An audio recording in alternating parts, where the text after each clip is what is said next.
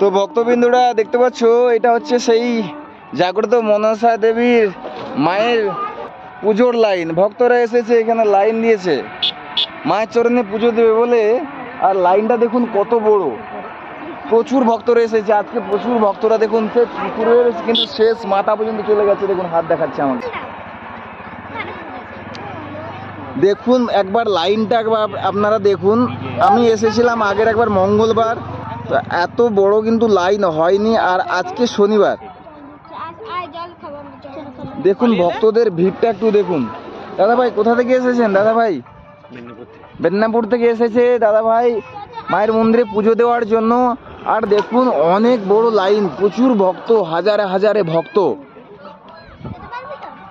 তো বন্ধুরা, আমি আপনাদেরকে দেখালাম আজকের মাতপুরের মায়ের মন্দিরের যে পুজো দিতে আসার যে লাইন। তো দেখালাম, আপনাদের যদি ভালো লাগে একটা লাইক করে এবং শেয়ার করে পাশে থাকবেন, এবং কমেন্টে সবাই বলুন জয় মা মনসা। দেখুন একবার লাইনটা দেখুন, দূর দূরান্ত থেকে। আমি তো এরকম আগেও অনেক মানুষকে জিজ্ঞাসা করছি, কেউ বলছে খড়গপুর, কেউ বলছে মেদিনীপুর। তোমরা কোথা থেকে এসেছো? বালিচক। তো দেখতে পাচ্ছেন বালিচক থেকে এসেছে, ঝাড়গ্রাম থেকে, ঝাড়গ্রাম থেকে। তো দেখতে পাচ্ছেন ঝাড়গ্রাম ডিস্ট্রিক্ট থেকে, ডিস্ট্রিক্ট এবং ডিস্ট্রিক্টের বাইরে এবং জেলা, রাজ্য, দূর দূরান্ত থেকে। যেমন একজন সকালে বললো যে উড়িষ্যা থেকে এসেছে। হ্যাঁ, তো এই রকম কিন্তু দূর দূরান্ত থেকে মানুষ এসেছে এখানে পুজো দেওয়ার জন্য। তোমরা কোথা থেকে এসেছো? গোকুলপুর থেকে, গোকুলপুর থেকে, মেদিনীপুর গোকুলপুর।